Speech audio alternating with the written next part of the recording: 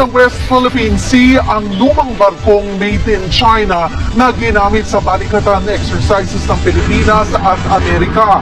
Pinaulanan ng missile at bomba ang barko hanggang sa mawasak ito. Pasado alas 8 ng umaga nang sabay-sabay ang nakihig ng mga barko, eroplano at land assets ng Pilipinas at Amerika ang BRP Lake Caliraya. Ito ang nagsabing target sa Maritime Strike Exercise ng balikatan sa Lawag Ilocos Norte kanina. Malayo at hindi kita mula dito sa aming kinaroroonan ang target ship na BRP Lake Caliraya. Kaya nakaposisyon ito sa beach ang ilang artillery weapon ng Pilipinas at Amerika. Katuwang na sa pag-atake ang air at naval assets na naroon naman sa West Philippine Sea.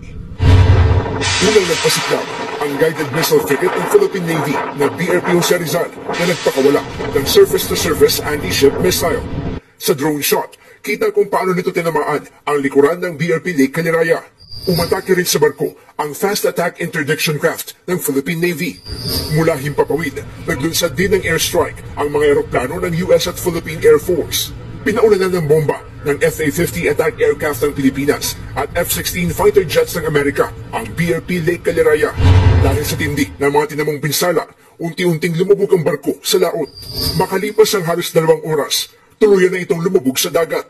Ayon sa mga opisyal ng balikatan, pinakita sa Maritime Strike Exercise kung gaanong kalakas ang mga armas na sasalubong sa sinumang magtatangkang umatake sa dalampasigan ng Pilipinas. You got to assess it as extremely lethal, both from an aerial perspective and from a ground perspective. The ability of both the U.S. And the Filipino, Army and Air Force to work together to achieve this is extremely lethal. Sa kasagsagan naman ng maritime exercise, isang mangingisda ang nakapasok sa restricted area. Pero hindi ito nakalapit sa target ship at agad ding pinaalis. Ayon sa AFP, pababayaan na sa ilalim ng dagat ang BRP Lake Caliraya. Aprobado rin ng DENR ang lokasyon kung saan ito lumubog.